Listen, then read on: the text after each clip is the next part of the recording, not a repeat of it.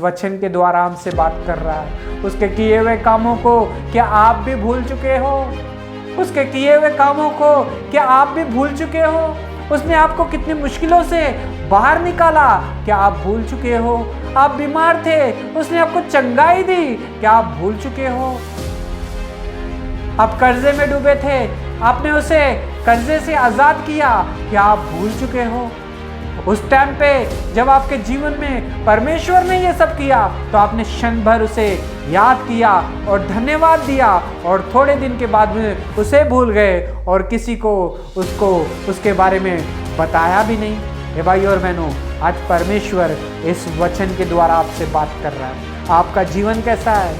आपका विश्वास कैसा है? आप परमेश्वर का धन्यवाद देते हो, उसे याद रखते हो, गवाही देते हो?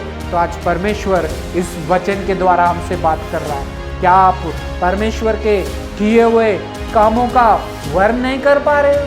क्या आप परमेश्वर ने आपके जीवन में जो चंगाई की है उसे नहीं बता पा रहे हो?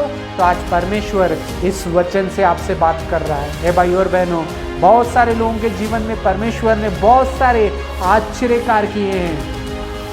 जो कोई नहीं कर सकता था वो आपके जीवन में परमेश्वर ने कर दिया है। आपकी हर एक प्रार्थना को सुना है, आपको हर एक मुसीबत से निकाला है, आपके रोगों को ठीक किया है। जो कोई नहीं कर सकता था परमेश्वर ने, प्रभु यीशु मसीह ने आपके जीवन में किया है। आपने उसका धन्यवाद दिया, बहुत ही अच्छी बात है। लेकिन धन्यवाद देने के बाद में अगर आप थोड़े दिन के बाद, 2-3 महीने के बाद आप अपने परमेश्वर के किए हुए कामों को भूल गए हैं, तो आज परमेश्वर इस वचन से हमसे बात कर रहा है। वचन में लिखा है कि उसके परगरम के कामों को कौन सुना सकता है, उसके किए हुए, उसके पूरे गुणवातों को कौन सुना सकता है? उसके किए हुए परगरम के कामों को कौन सुना सकता है, कौन बता सकता है? ए भाई और बहनों, परमेश्वर आपसे, हमसे सिर्फ एक ही एक चीज चाहता है कि हमें परमेश्वर का धन्यवाद करना चाहिए, क्योंकि उसकी करुणा सदा की है, उसके काम हमेशा हमेशा के लिए है। वो हमसे प्यार इतना करता है कि कोई भी नहीं कर सकता है। हे भाई और बहनों, हमें परमेश्वर का धन्यवाद देना चाहिए। बहुत सारे लोग हैं जिनके जीवन में परमेश्वर ने उनकी प्रार्थनाओं को सुना, बीमारियों से आजाद किया, कर्जों से मुक्त किया, मुसीबतों से निकाला। उस टाइम पे आपने परमेश्वर का धन्यवाद दिया, लेकिन बाद में आप उसे भूल गए हो। तो आज परमेश्वर इस वचन से हमसे बात कर रहा है। बहुत सारे लोगों से कहा जाता है कि गवाही दो, गवाही दो, गवाही दो, लेकिन गवाही देने के लिए हम उठते नहीं हैं। क्यों? क्योंकि हम भूल जाते हैं, हम बोलना नहीं चाहते हैं। बस हमारे जीवन में अच्छाई हो गई है, बस काफ़ी है इतना। हम किसी और को बताना ही नहीं चाहते हैं कि हमारा परमेश्वर कितना महान है। हे भाई और बहनों, परमेश्वर आपसे ये एक ही एक चीज़ चाहता है कि परमेश्वर के किए हुए कामों को ना भूलना, उसकी करुणा को ना भूलना, उसके परिक्रम के कामों को ना भूलना, उसके किए हुए कामों को ना भूलना।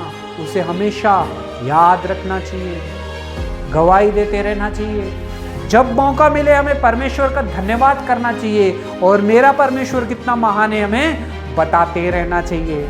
हे भाई और बहनों, हमारा परमेश्वर महान परमेश्वर है। भूमि और आकाश की सृष्टि करने वाला परमेश्वर है। लाल समुद्र को 2 भाग करने वाला है, वो पत्थरों से पानी निकालने वाला है, बीमारों को चंगाई देने वाला है, मुसीबतों से बाहर निकालने वाला है। ऐसे परमेश्वर का हमें हर दिन धन्यवाद करते रहना चाहिए, उसे कभी नहीं भूलना चाहिए। जब कभी मौका मिले तो मेरा परमेश्वर कितना महान है करके उसकी गवाही को बोलते रहना चाहिए। हे भाई और बहनों, आज परमेश्वर इस वचन से हमसे बात कर रहा है। यहोवा की स्तुति करो और उसका धन्यवाद करो, क्योंकि वह भला है और उसकी करुणा सदा की है। उसे हमेशा याद करना चाहिए, जब मौका मिले गवाही देनी चाहिए और उसे हमेशा धन्यवाद करना चाहिए।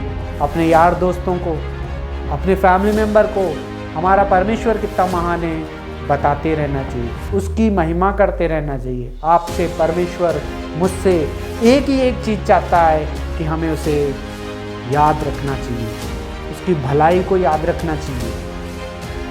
उसने हमारे जीवन में जो किया है उसे याद रखना चाहिए और उसका धन्यवाद देना चाहिए, उसके गुणवाद करना चाहिए। आपसे, मुझसे परमेश्वर सिर्फ एक ही चाहता है कि हम उसे महिमा करते रहें। God bless you.